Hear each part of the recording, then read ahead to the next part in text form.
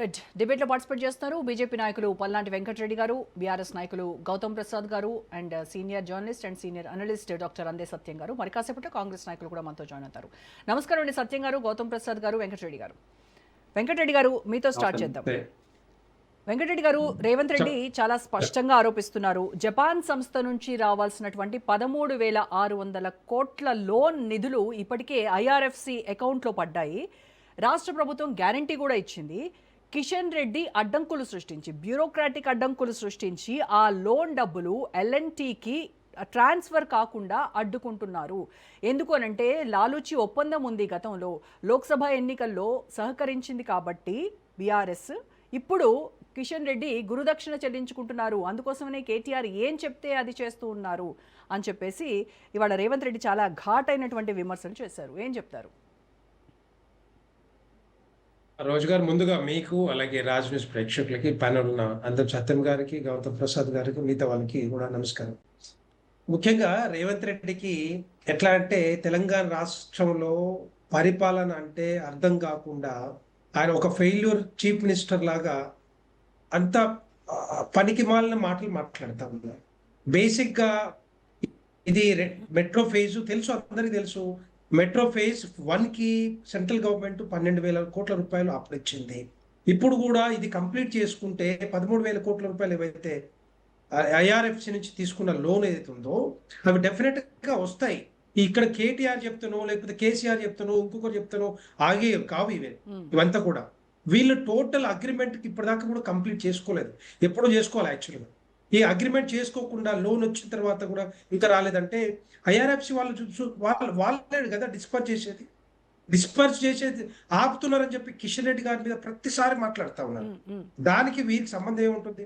ఒకసారి లోన్ వచ్చిన తర్వాత అకౌంట్ లోకి వచ్చిన తర్వాత మెట్రోకి డెఫినెట్ గా ఎల్ఎన్టీకి ట్రాన్స్ఫర్ అవుతుంది.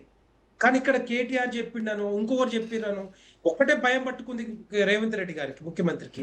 ఏంటంటే రేపు సెప్టెంబర్ లోనో అక్టోబర్ లోనో ఎలక్షన్స్ వచ్చే అవకాశాలు ఉన్నాయి జిహెచ్ఎంసీ. ఈ జిహెచ్ఎంసీలో పోలేని హామీలు ఇచ్చారు కాంగ్రెస్ పార్టీ, కాంగ్రెస్ ప్రభుత్వం రాకముందు. జిహెచ్ఎంసీని కానీ హైదరాబాద్ కానీ డెవలప్ చేసేది మేమే అని చెప్పి చెప్పుకున్నారు వాళ్ళు. ఏవైతే 6 గ్యారెంటీలతో పాటుగా మిగతా హామీలు ఏ విధంగా అయితే ఇచ్చారో అదే విధంగా ఇక్కడ ఒక్క సీటు గెలవని కాంగ్రెస్ పార్టీకి ఈ రోజు 3 కార్పొరేషన్ల మీద ఒక కన్ను పడింది. ఈ 3 కార్పొరేషన్లు కూడా ఎందుకు డివైడ్ చేసినంటే ఒక ఈజీగా జరగలేదు. అది వేరే టాపిక్, మాట్లాడదాము. కానీ నేను అడుగుతున్నది ఒకటే, 13,600 కోట్ల లోన్ నిధులు ఏదైతే ఉన్నాయో, ఆ అమౌంట్ ఏదైతే ఉందో ఇప్పటికే ఐఆర్ఎఫ్సి అకౌంట్లో పడ్డాయి. అది ఎల్ఎన్టీ సంస్థకు ట్రాన్స్ఫర్ చేయించడానికి ఉన్నటువంటి టెక్నికల్ లోపాలు ఏంటి అని అడుగుతున్నాను. నిజంగా లోపాలు ఉన్నాయా? డిపిఆర్లో బీజేపీ నాయకులు ఆరోపిస్తున్నట్టుగా డిపిఆర్లో లోపాలు ఉన్నాయా? ఏం జరిగింది? ఎందుకు ట్రాన్స్ఫర్ అవ్వకుండా డబ్బులు అక్కడే ఉండిపోయినాయి? ఒకటే డెఫినెట్ గా ఇది అవుతుందండి. ఇదంతా కూడా అగ్రిమెంట్ అంటే వీళ్ళు ఏ విధంగా అగ్రిమెంట్ చేసుకున్నారు, ఎట్లా అదే అంటే డేట్ అయిపోయినా కూడా ఎక్స్టెండ్ చేస్తారులేండి, అది ప్రాబ్లం ఏమి ఉండదు. కానీ వీళ్ళు చేసేది ఏంటంటే టైంకి డిపిఆర్ సబ్మిట్ చేయటం కానీ, దానికి ప్రొసీజర్ ఫాలో అవటం కానీ తెలియని పరిస్థితుల్లో కాంగ్రెస్ పార్టీ ఉంది. కాంగ్రెస్ పార్టీ ఎప్పుడో చేయాలి ఇవన్నీ కూడా.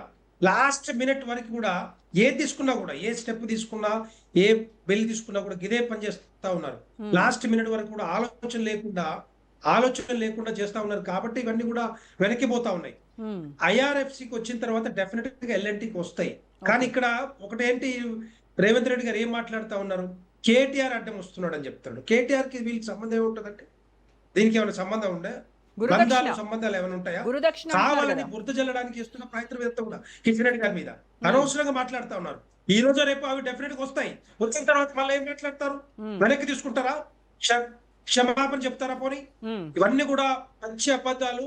2 పార్టీలను ఏది టార్గెట్ చేసుకుంటూ ఏదో బీఆర్ఎస్ బీజేపీ ఒకటని చెప్పి ఎప్పుడైతే కాంగ్రెస్ పార్టీ చెప్పుకొని ప్రభుత్వంలోకి వచ్చిందో అదే విధంగా చేస్తా ఉన్నారు. ఇక్కడ ఎక్కడ కూడా ఏ టెక్నికల్ లోపాలు లేవు. కాకపోతే వీళ్ళు ప్రొసీజర్ కంప్లీట్ చేయక, డిపిఆర్ అర్లీగా సబ్మిట్ చేయక ఇవన్నీ కూడా ఆగిపోతా ఉన్నాయి. తప్పు డెఫినెట్ గా ఇది ఒకటే రోజా గారు, వీళ్ళకి భయం పుట్టుకుంది కాంగ్రెస్ పార్టీకి. ఈ తెలంగాణ రాష్ట్రంలో హైదరాబాద్ లో జిహెచ్ఎంసీ ఎందుకంటే 48 సీట్లు భారతీయ జనతా పార్టీ గెలుచుకుంది. పోయినసారి జిహెచ్ఎంసీ ఎలక్షన్లో. అదే విధంగా ఈసారి కూడా గెలుచుకునే అవకాశాలు వస్తాయి. ఈ మెట్రో రైలు ఫేజ్ 2 చూపించి మేము తెచ్చినామని చెప్పుకొని ఓట్లాడడానికి ప్రయత్నం చేస్తా ఉంది కాంగ్రెస్ పార్టీ, ఓకే. రేవంత్ రెడ్డి గారు. సో ఇది అందుకోసం ఒక్కటే దీన్ని తప్పితే అడ్డుకునేటువంటి ఎక్కడ కూడా ప్రయత్నం చేస్తోంది టెక్నికల్ బీజేపీ, అంతేనా? మేము ఎక్కడ కూడా అడ్డుకోలేదండి. ఇవన్నీ కూడా అడ్డుకోవు. ఎందుకంటే అడ్డుకుంటే 12,000 కోట్ల రూపాయలు ఆ రోజు ఫేజ్ 1 కి ఎందుకు ఇచ్చాం? మ్మ్. ఫేజ్ 1 కేంద్ర ప్రభుత్వం నుంచి ఎందుకు వచ్చినాయి? అదే విధంగా ఇప్పుడు కూడా 50% మేమే ఇచ్చే దాంట్లో కూడా ఫేజ్ 2 కూడా ఫేజ్ 2 కూడా 50% కేంద్ర ప్రభుత్వ నిధులు వస్తా ఉన్నాయి. దానికి ఆమోదం కూడా తెలిపారు. ఓకే. అది కూడా చెప్పాము కూడా క్లియర్ గా. అయినా కూడా మళ్ళా బురదలడానికి రేవంత్ రెడ్డి గారు అదే చెప్తున్నారు. రేవంత్ రెడ్డి కూడా క్లియర్ గా చెప్తున్నారు, భాగస్వామ్యం ఉంటుందా, భాగస్వామ్యం పద్ధతి ఉంటుందా, కాదు. క్లారిటీ ఇవ్వండి. లేదు అని అంటే ఎన్ఓసి ఇవ్వండి, రాష్ట్ర ప్రభుత్వమే సొంతంగా నిర్మించేస్తాము, దాంట్లో కూడా పెద్ద పేచీ ఏం లేదు మాకు అని చెప్తున్నారు. కాకపోతే ఏదో ఒకటి తేల్చండి అంటున్నారు. ఎస్, మాట్లాడదాం వెంకటరెడ్డి గారు. ఎస్, మళ్ళీ వస్తాను మీ దగ్గరికి.